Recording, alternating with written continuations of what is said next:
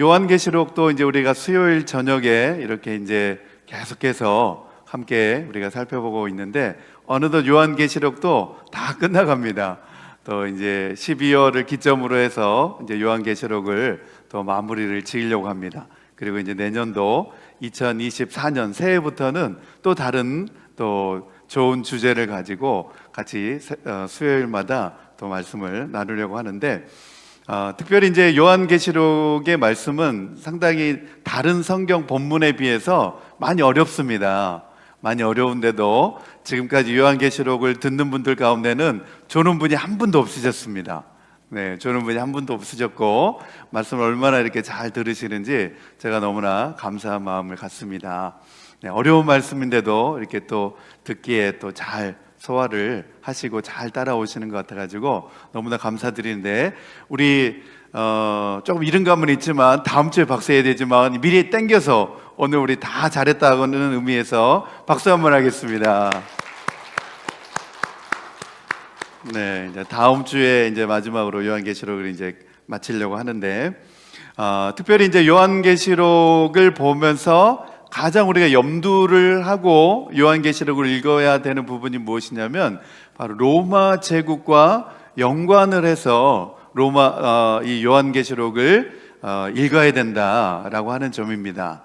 요한계시록을 우리가 살펴볼 때에 로마 제국과 항상 연관되어져서 이 요한계시록을 읽어야 그 정확한 요한계시록의 의미를 또 우리가 찾아낼 수가 있고 특별히 이제 요한계시록이 좀 어렵게 다가오는 이유는 이 속에는 상징적인 의미와 또 일반적인 그런 내용들이 마구 이렇게 뒤섞여 있기 때문에 우리가 그 내용을 해석해내기가 사실은 좀 쉽지는 않습니다. 네, 일반적인 내용 그리고 상징적인 내용들이 다 섞여져 들어있기 때문에 그 내용을 찾아가지고 올바르게 정확하게 해석을 해낸다는 것이 사실은 쉬운 일은 아닌데 그렇지만 이제 우리가 서론에도 시작할 때 그 이야기를 드렸습니다. 우리가 본문의 말씀을 읽을 때 정확하게 해석이 안 되고 다 이해가 안 되더라도 그냥 남겨놓아야 된다 그랬죠. 네, 우리 당대에 해석이 되는 본문이 있고 또 이 세대가 지나서 또 해석이 되어지는 본문이 있기 때문에 우리 세대에 다 정확하게 해석이 안 되더라도 그 부분은 남겨놓아야 된다 그렇게 말씀을 드렸습니다. 그렇더라도 우리가 그 내용을 이해하는 데 있어서는 크게 빗나가지 않기 때문에 네, 그렇게 하셔도 괜찮습니다.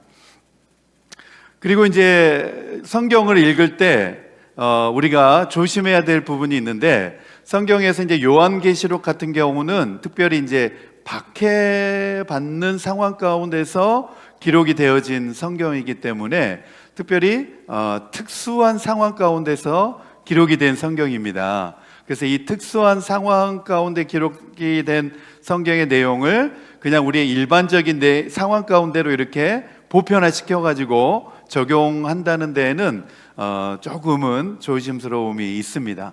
네, 그래서 특수한 상황 가운데서 기록된 내용들은 그 특수한 상황을 고려하고 그리고 그것을 재해석을 해서 우리의 상황 가운데로 그것을 다시 재해석을 해서 적용을 하는 것이 가장 이렇게 바람직하게 적용을 해볼 수가 있게 됩니다. 자, 오늘 이제 요한계시록 20장의 말씀을 같이 한번 살펴보겠습니다. 요한계시록 20장 11절에서 15절에 있는 말씀입니다. 네, 요한계시록 20장 11절에서 15절에 있는 말씀을 다 같이 우리 한 목소리로 읽겠습니다. 시작. 나는 크고 흰 보좌와 거기에 앉으신 분을 보았습니다. 땅과 하늘이 그 앞에서 사라지고 그 자리마저 찾아볼 수 없었습니다. 나는 또 죽은 사람들이 큰 자나 작은 자나 할 것 없이 다 그 보좌 앞에 서 있는 것을 보았습니다. 그리고 책들을 펴놓고 또 다른 책 하나를 펴놓았는데 그것은 생명의 책이었습니다. 죽은 사람들은 그 책에 기록되어 있는 대로 자기들의 행위대로 심판을 받았습니다. 바다가 그 속에 있는 죽은 사람들을 내놓고 사망과 지옥도 그 속에 있는 죽은 사람들을 내놓았습니다. 그들은 각각 자기들의 행위대로 심판을 받았습니다. 그리고 사망과 지옥이 불바다에 던져졌습니다. 이 불바다가 둘째 사망입니다. 이 생명책에 기록되어 있지 않는 사람은 누구나 다 이 불바다에 던져졌습니다. 아멘, 아멘.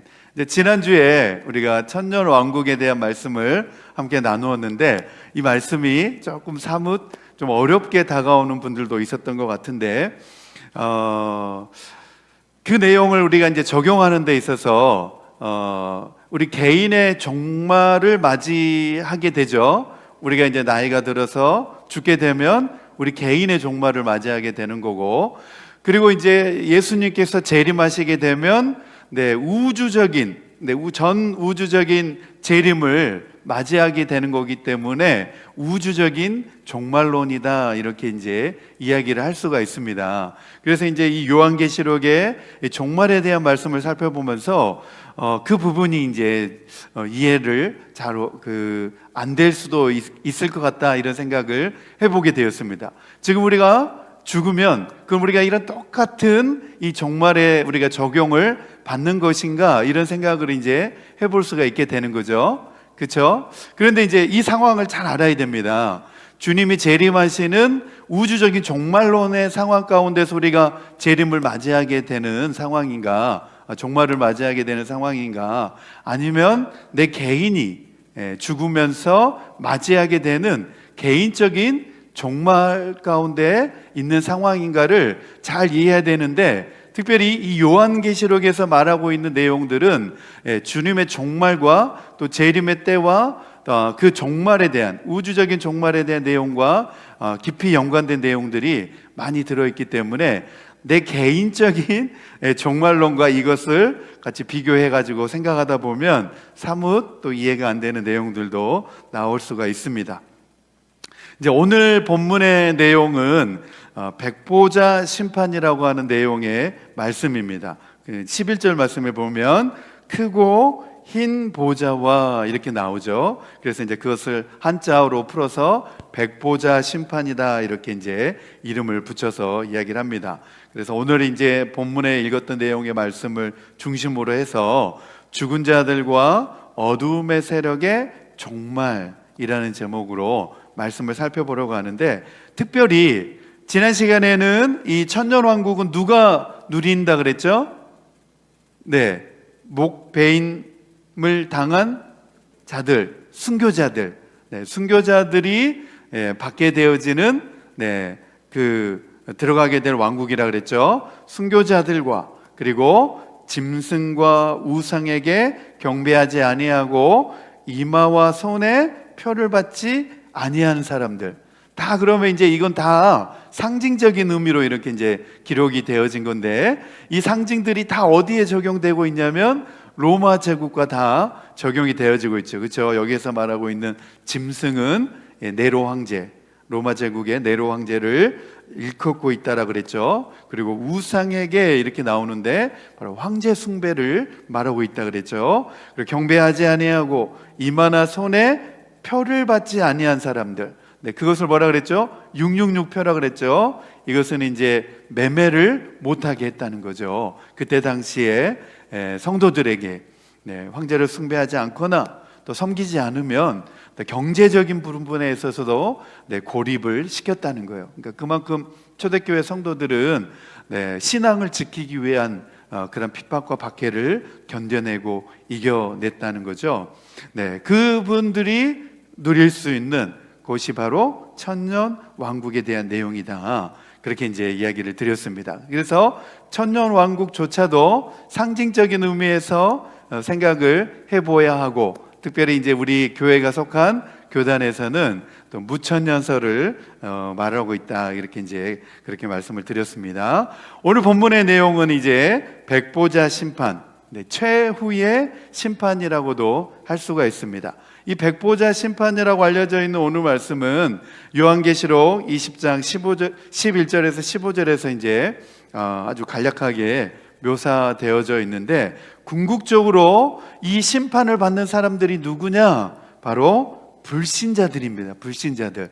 이것을 잘 전제하고 오늘 말씀을 이제 읽어야 됩니다. 네, 불신자들이 불못에 던져지기 전에 받게 되어지는 마지막 최후의 심판이라는 겁니다. 그래서 이제 12절 말씀에 보면 그렇게 나오죠. 네, 땅과 하늘이 그 앞에서 사라지고 그 자리마저 찾아볼 수 없었습니다. 그리고 나는 또 죽은 사람들이 큰 자나 작은 자나 할 것 없이 다 그 보좌 앞에 서 있는 것을 보았습니다. 그랬습니다. 그래서 그냥 단순하게 생각하면 그냥 다 죽은 사람인가? 이렇게 이제 생각을 할 수도 있는데, 그 죽은 사람이라고 하는 의미를 그 앞절에서 찾아보면 5절에 나옵니다. 5절에 20장 5절에 보면 그 나머지 죽은 자들은 천년왕국에 참여하지 못하기 때문에 이 사람들은 이제 어디로 가서 심판을 받게 되냐? 바로 하나님 앞에 이 보좌 앞에 가서 심판을 받게 되는데, 그들이 행한 대로 심판을 받게 된다는 거예요. 네, 이들 믿지 않는 자들, 불신자들 누구를 가리킬까요? 여기까지 이제 다 들어보면 누구를 가리킬 것 같아요? 네? 네, 불신자들이라고 했는데 이제 적용을 시켜야죠. 설명을 잘 해드렸는데 지금까지 네, 누구를 가리킬까요? 믿는 성도를 핍박했던 사람들인데 그 사람들은 누굴까요?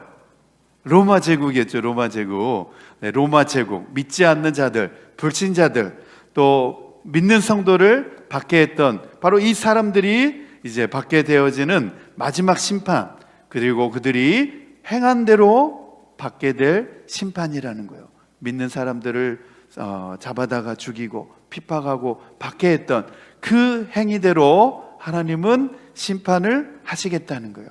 그리고 믿는 성도들의 그 마음의 원한을 갚아주시겠다, 지금 그런 의미로 말씀을 해주고 있습니다. 자, 그리고 이제 이 심판을 받기 위해서 보좌 앞에 선 자들에게는 그 다음 절에 보면 12절 그 다음에 보면 이제 그렇게 나오죠. 두 종류의 책이 펼쳐져 있다라고 나옵니다. 첫 번째 책은 뭐냐면 사람들의 행위를 기록한 책으로, 문맥상으로 볼 때는 믿는 자를 핍박하고 또 박해하던 바로 이 불신자들, 로마 제국의 그런 사람들을 말하고 있다라고도 적용을 해볼 수가 있습니다. 그 다음에 보면 또 다른 책이 펴져 있으니 곧 생명의 책이라. 예, 생명책이다. 그래서 그 심판 가운데 두 책이 이제 펼쳐져 있다 그랬죠. 사람들의 행위를 기록한 책이 펼쳐져 있고 또 다른 책이 펼쳐져 있는데 곧 그것은 생명책이라 그렇게 말하고 있습니다. 이 생명책은 인간의 행위를 기록한 것과는 다르게 바로 하나님의 백성의 이름이 기록되어져 있는 책입니다. 그래서 생명책에 우리의 이름이 기록되어져 있는 거죠.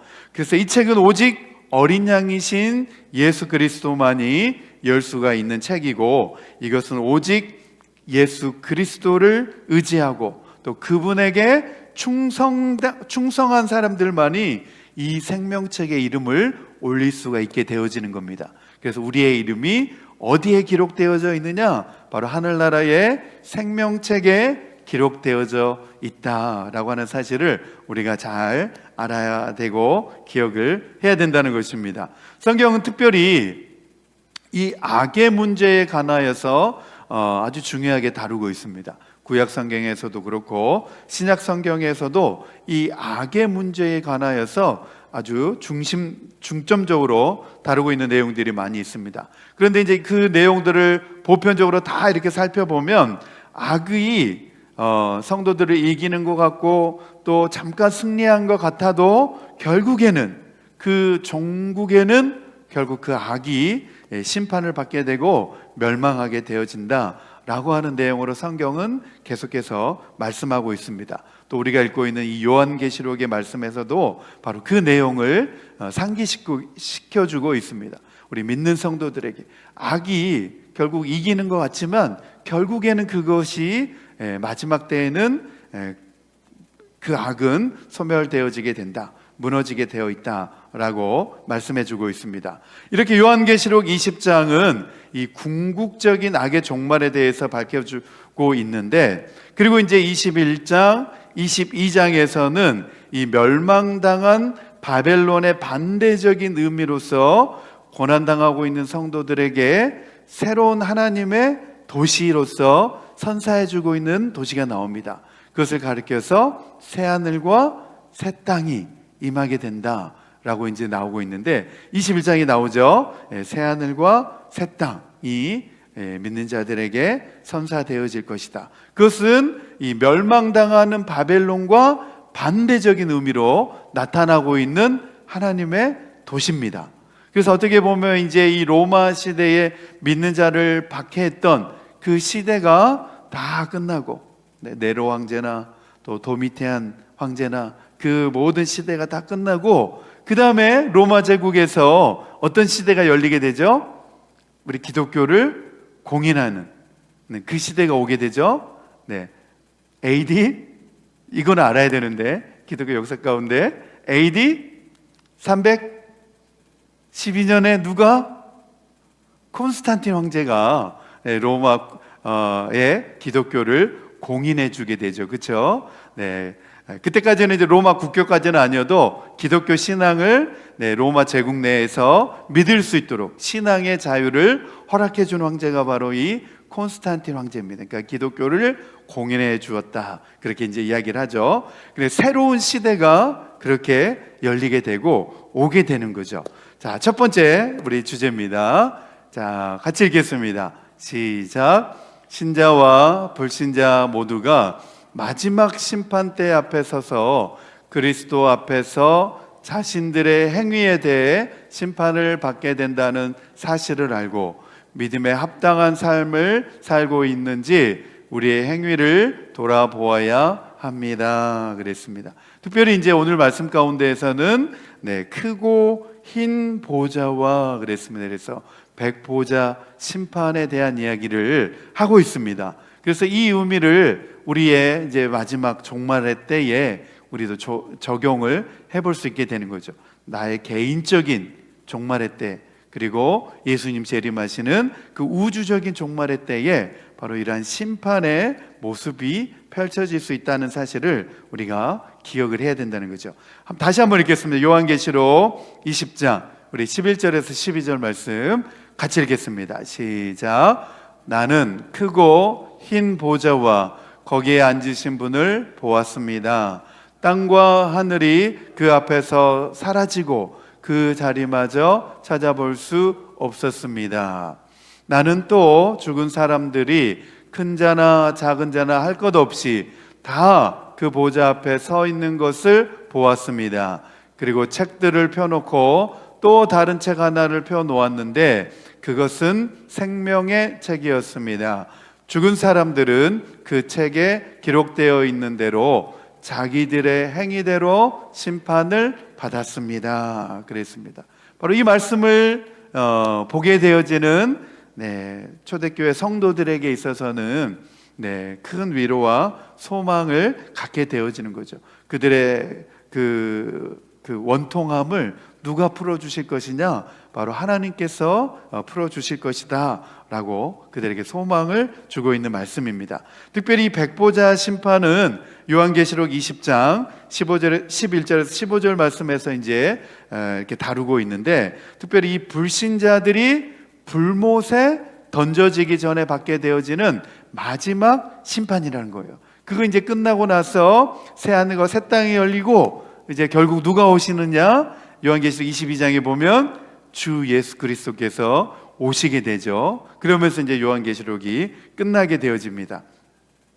우리는 이 불신자들이 이 백보자 심판에서 자기 행위를 따라서 심판을 받을 것이다 라고 하는 사실에서 우리는 그 말씀을 생각을 또 해볼 수가 있습니다. 그리고 누구든지 생명책에 기록되지 못한 자는, 그리고 요한계시록 20장 15절 말씀처럼 불못에 던져지게 될 것이다 라고 하는 내용들을 이 말씀 가운데서 살펴볼 수가 있습니다. 그래서 하나님께서 성도의 원한을 반드시 갚아 주신다라고 하는 사실입니다. 특별히 그래서 오늘 이 말씀을 우리가 살펴보면서 우리가 기억해야 되고 생각해야 되는 내용은 무엇이냐면, 반드시 우리 개인적으로나 또 이 우주적으로나 우리는 하나님 앞에서 어떤 날이 다가온다? 결산할 날이 다가온다는 거예요. 우리 개인적으로나 또 이 전 우주적으로나 하나님 앞에서 다 우리가 예외 없이 하나님과 우리가 결산하게 될 날이 다가오게 된다는 거예요. 믿지 않는 불신자들은 그들의 행위대로 하나님의 심판을 받게 되어지고, 또 우리 믿는 자들 역시도 하나님의 그 심판대 앞에 서게 되는데, 우리는 우리가 행한 그 공로에 따라서 상을 받는 심판에 우리가 서게 된다라고 성경에서 말하고 있습니다. 그래서 성경에서 세 가지의 심판에 대해서 이제 설명을 해주고 있는데, 첫 번째 심판은 뭐냐면 양과 염소를 분별하는 심판입니다. 양과 염소를 분별하는 심판인데, 이 양과 염소를 분별하는 심판은 뭐냐면 믿는 자와 믿지 않는 자를 분별하는 심판입니다. 양은 누굴까요? 믿는 성도이고, 염소는 누굴까요? 염소는 막 들이받잖아요, 그렇죠? 양은 순한데 염소는 막 들이받잖아요. 그렇죠? 그렇죠. 염소는 믿지 않는 불신자들. 그래서 이 양과 염소를 분별하는 심판을 하게 되어진다. 이 심판이 천년왕국 이전에 있게 되어진다라고 말씀하고 있습니다. 그래서 믿는 자와 믿지 않는 자를 구별하는 그러한 심판에 대해서 성경은 말하고 있습니다. 두 번째 심판은 무엇이냐면 바로 신자들의 그 행위에 따라 받는 그러한 상급 심판입니다. 이것은 이제 고린도후서 5장 10절 말씀에 나오죠. 그리스도의 심판대 앞에 우리가 다 서게 되어진다는 거예요. 우리의 행한 공적에 따라서 우리가 다 그리스도의 심판대 앞에 다 서게 되어지는데, 그래서 우리 공적에 따라서 그리스도의 심판대 앞에서 우리에게 상급을 주신다, 그렇게 성경은 말씀하고 있습니다. 우리가 주님 앞에 상을 받게 되는 심판대, 바로 그것이 그리스도의 심판대입니다. 세 번째 심판은 언제냐? 바로 천년왕국이 다 끝난 이후에 바로 하나님의 심판대 앞에 서게 되는 백보자 심판이라고 하는 겁니다. 오늘 말씀에 이제 나온 거죠. 이 심판은 최종적인 심판으로서 불신자들이 그들의 행위에 따라 심판을 받고 불못에 던져지게 되는, 영원한 형벌에 떨어지게 되는 바로 최후의 심판이라고 성경에서 이제 말하고 있습니다. 그래서 믿는 자나 믿지 않는 사람이나 할 것 없이 다 그 심판대 앞에 서게 되어지는데, 그러나 우리 믿는 사람들은 그 심판대 앞에 선다고 해서 두려워하거나 무서워할 필요가 없다는 거예요. 우리가 그리스도 앞에 서는 것은 우리의 행한 공적에 따라서 상급을 주시기 때문에 우리는 기쁨으로 주님 앞에 서야 될 줄로 믿습니다. 네, 아멘. 자, 양들은 누구를 가리키냐고 말씀드렸냐면 바로 믿는 자들. 믿는 자들은 영생으로 들어가는 반면에 염소들, 믿지 않는 불신자들은 바로 영원한 형벌에 처하여지게 된다라고 오늘 이 요한계시록에서는 그렇게 우리에게 영적인 교훈의 말씀으로 해주시고 있습니다. 우리는 이 요한계시록 20장 7절에서 15절 말씀에 이제 보면 천년왕국 이후에, 그리고 이제 이 사탄과 또 짐승과 거짓 선지자가 최후적으로 다 불못으로 던져져서 최후의 심판을 받게 되어질 것에 대해서 말씀을 하고 있습니다. 그리고 그곳에 이제 펼쳐진 그 책들은 바로 하나님께서 사람의 생각과 행위와 다 그 모든 것을 다 아시기 때문에 그 모든 행위에 따라서 심판을 하시고 또 그 행위에 따라서 벌을 내리신다라고 그 내용으로 요한계시록에 이렇게 기록이 되어져 있습니다. 하지만 우리는 예수를 믿는 우리 그리스도인들은 그리스도 안에서 죄 사함을 받고 우리는 창세 이후로부터 기록되어진 이 생명책에 우리의 이름이 다 기록되어져 있기 때문에 우리는 그 심판에 대하여서 두려워하거나 무서움으로 생각할 필요가 없다는 거예요. 그래서 이 요한계시록의 이 모든 말씀이 결국은 이제 어디로 향하여 지게 되느냐, 바로 다시 요한계시록의 서론에 나오고 있는 요한계시록의 7교회와 또 성도들에게 다시 이 내용의 말씀이 또 향하여 지고 있습니다. 자, 첫 번째 교회가 어떤 교회였죠? 에베소 교회. 네, 자막이 또 때에 맞게 또 잘 나와줘가지고, 네, 에베소 교회입니다. 여기에서 이제 눈여겨볼 단어가 막 나오게 되죠. 네, 이기는 사람에게는 이런 단어인데 교회마다 다 반복되어지고 있습니다. 요한계시록 2장 7절에 있는데 우리 다 함께 읽어보겠습니다. 시작. 이기는 사람에게는 내가 하나님의 낙원에 있는 생명나무의 열매를 주어서 먹게 하겠다 그랬습니다. 네, 이기는 사람은 어떤 사람일까요? 끝까지 믿음을 지키는 사람들. 로마의 이러한 핍박과 박해 상황 가운데서도 배교하지 아니하고 끝까지 믿음을 지킨 사람에게는 내가 하나님의 낙원에 있는 생명나무의 열매를 주어서 먹게 하겠다, 그렇게 말씀하고 있습니다. 두 번째 교회는 이제 서머나 교회입니다. 서머나 교회. 우리 요한계시록 2장 11절 말씀 같이 읽겠습니다. 시작. 이기는 사람은 둘째 사망의 해를 받지 않을 것이다. 아멘. 네, 둘째 사망, 우리가 이제 지난주와 오늘 다루게 되죠. 이 둘째 사망은 뭡니까? 최후의 불못 심판입니다. 네, 믿음을 끝까지 지킨 사람은 바로 이 불신자들이 받게 되어지는 바로 이 불바다의 심판을, 불지옥의 심판을 받지 않을 것이다. 둘째 사망의 해를 받지 않을 것이다. 그러므로 믿음을 끝까지 지켜야 된다는 거죠. 자, 세 번째 교회가 이제 버가모 교회인데 요한계시록 2장 17절, 여기도 보면 이기는 사람에게는 나오죠. 같이 읽겠습니다. 시작. 이기는 사람에게는 내가 감추어둔 만나를 주겠고 흰 돌도 주겠다. 그 돌에는 새 이름이 적혀 있는데 그 돌을 받는 사람밖에는 아무도 그것을 알지 못한다 그랬습니다. 교회마다 이기는 사람이 강조되어 있습니다. 그리고 네 번째 교회가 이제 두아디라 교회입니다. 두아디라 교회. 요한계시록 2장 26절 같이 읽겠습니다. 시작. 이기는 사람 곧 내 일을 끝까지 지키는 사람에게는 민족들을 다스리는 권세를 주겠다 그랬습니다. 여기에도 보면 이제 이기는 사람이 나오죠. 그 다음으로 다섯 번째 사대교회입니다. 사대교회. 요한계시록 3장 5절 같이 읽겠습니다. 시작.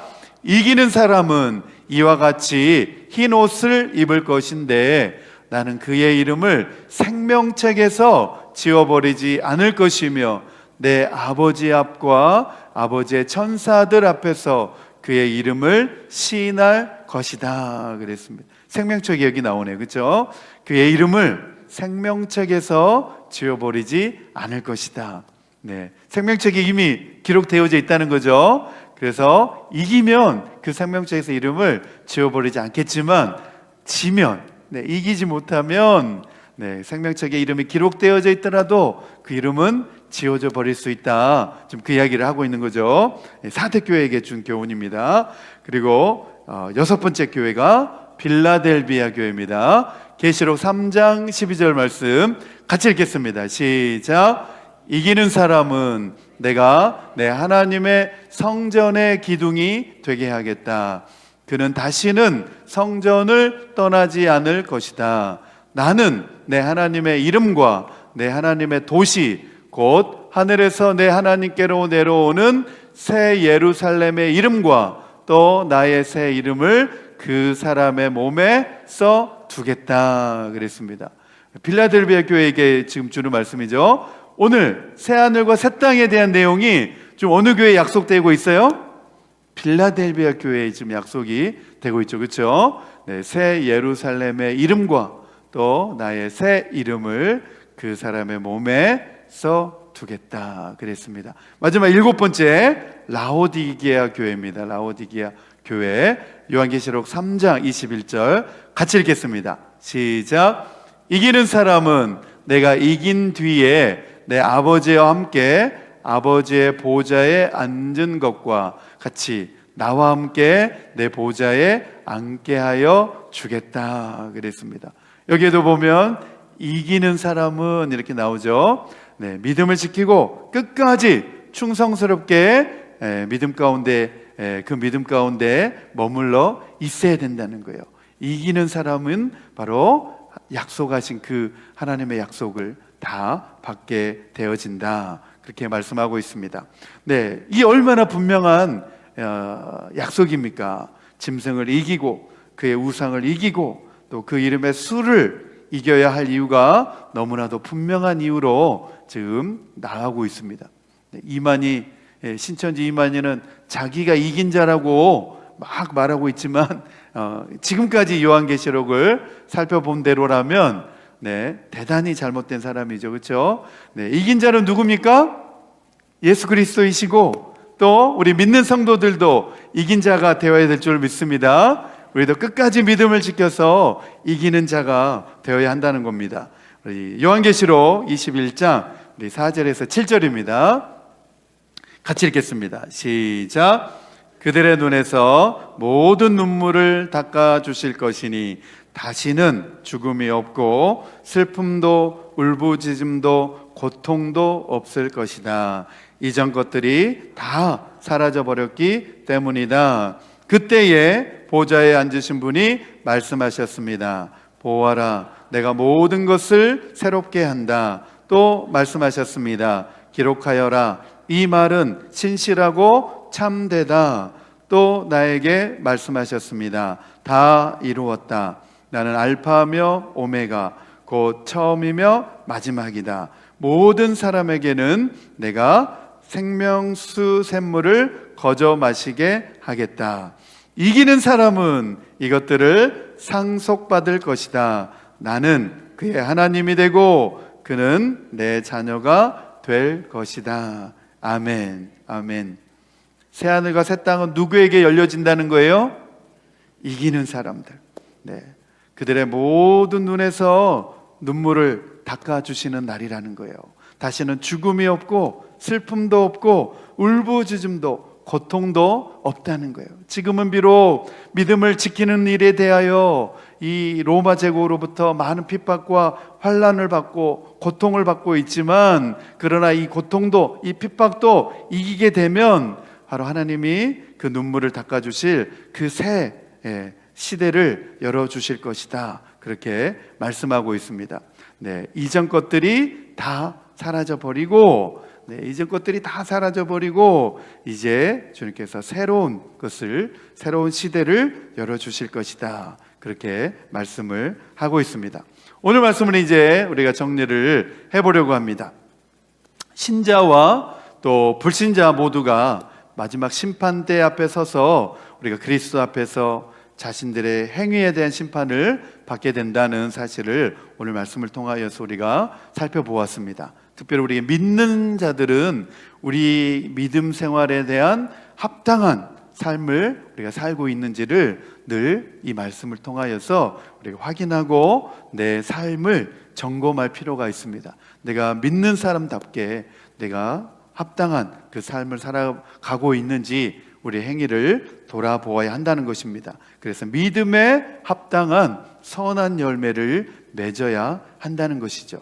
회개에 합당한 열매를 맺으라고 마태복음 3장 8절의 말씀에도 예수님께서 말씀하셨습니다. 천국 복음을 전파하시면서 그러므로 회개에 합당한 열매를 맺으라, 그렇게 말씀하고 있습니다. 이 땅에 존재하는 교회와 성도는 스스로 완전할 수가 없습니다. 우리 모두에게는 다 하나님의 은혜가 필요한 존재들입니다. 저 역시도 그렇고 우리 모든 성도들에게는 바로 하나님의 은혜가 필요합니다. 우리 베드로후서 1장 5절에서 9절 말씀 다 같이 한번 읽겠습니다. 우리 베드로후서 1장 5절에서 9절 시작. 그러므로 여러분은 열성을 다하여 여러분의 믿음에 덕을 더하고 덕에 지식을 더하고 지식에 절제를 더하고 절제에 인내를 더하고 인내에 경건을 더하고 경건에 신도 간의 우애를 더하고 신도 간의 우애에 사랑을 더하도록 하십시오. 이런 것들이 여러분에게 갖추어지고 또 넉넉해지면 여러분은 우리 주 예수 그리스도를 아는 일에 게으르거나 열매를 맺지 못하는 사람이 되지 않을 것입니다. 그러나 이런 것들을 갖추지 못한 사람은 근시안이거나 앞을 못 보는 사람입니다. 이런 사람은 자기의 옛 죄가 깨끗해졌음을 잊어버린 것입니다. 그랬습니다. 신앙생활 하면서 여러분, 누구를 원망하고 다른 사람을 험담하지 마시기 바랍니다. 불평불만하지 마시기 바랍니다.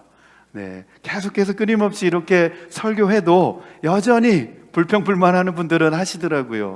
계속해서 다른 사람 탓하고 다른 사람 험담하고 다 하나님 앞에 우리가 서게 될 때에 다 그것들도 주님의 심판을 받게 되어진다는 거예요. 다른 사람 탓하지 말고 자기 자신을 돌아보아야 된다는 거예요. 다른 사람들 탓할 필요가 없습니다. 나 자신을 그냥 돌아보면 됩니다. 오늘 말씀에 나오잖아요. 여러분들이 믿음의 덕을 더하고 덕의 지식을 더하고 지식의 절제를 더하고 절제의 인내를 더하고 인내에 경건을 더하고 경건에 신도 간의 우애를 더하고 신도 간의 우애에 사랑을 더하도록 하십시오. 그렇게 우리 베드로 사도가 권면하고 있지 않습니까? 다른 사람들을 흉보고 다른 사람 탓하고 다른 사람들을 미워하기 전에 우리는 신도 간의 우애에 사랑을 더하도록 해야 된다는 것입니다. 그렇게 해야 우리가 믿음의 선한 열매를 맺을 수 있다는 겁니다. 그렇게 하지 않으면 8절 말씀에 나오죠. 우리 주 예수 그리스도를 아는 일에 게으르거나 열매를 맺지 못하는 사람이 된다는 거예요. 그렇게 하지 않으면 열매를 맺지 않는다는 거예요. 우리가 주님 앞에 섰을 때 주님이 우리의 모습을 보면서 우리가 아무런 열매도 맺지 않으면 아무런 우리가 상급도 받을 수 없게 되어집니다. 자, 실천을 위한 적용입니다. 실천을 위한 적용. 첫 번째 우리 같이 읽겠습니다. 시작. 그리스도 앞에서 자신들의 행위에 대한 심판을 받게 된다는 말씀처럼 나 자신의 행위를 돌아보며 믿음에 합당한 삶을 살기 위해 끊임없이 나 자신을 돌아보고 성찰하는 믿음으로 살겠습니다. 아멘. 나 자신을 한번 돌아봐야 돼요. 나 자신을 돌아보고 나를 성찰하는 믿음으로 살아가는 것이 내가 성숙해지는 그런 삶입니다. 자꾸 다른 사람 욕하지 말고 그 사람은 다른 사람 원망하고 불평하고 다른 사람 흉보고 다 험담하고 그러고 한 사람은 자기가 아직 성숙하지 못한 사람이라고 하는 것을 말하고 있는 겁니다. 그렇기 때문에 특별히 우리 믿는 사람들은 다른 사람들 험담하면 안 돼요. 다른 사람 험담하고 다른 사람 흉보고 다른 사람 나쁘게 말하고 하는 거 다 자기가 내적으로 성숙하지 못하다라고 하는 사실을 나타내주고 보여주는 겁니다. 자기가 내적으로 성숙하고 자기가 성찰하여서 성숙한 내면이 성숙한 사람은 다른 사람을 흉보지 않습니다. 자, 두 번째 같이 읽겠습니다. 시작. 이 땅에 존재하는 교회와 성도는 스스로 완전할 수 없으므로 우리 모두에게는 하나님의 은혜가 필요하고 매일의 삶 가운데 회개에 합당한 열매를 맺으며 믿음에 합당한 선한 열매를 맺겠습니다. 아멘. 나에게도 하나님의 은혜가 필요합니다. 그리고 매일의 삶 가운데 회개에 합당한 열매를 맺으며 우리 믿음에 합당한 선한 열매를 맺겠습니다. 늘 그렇게 맺으며 살아갈 수 있는 저와 여러분 되기를 소망합니다.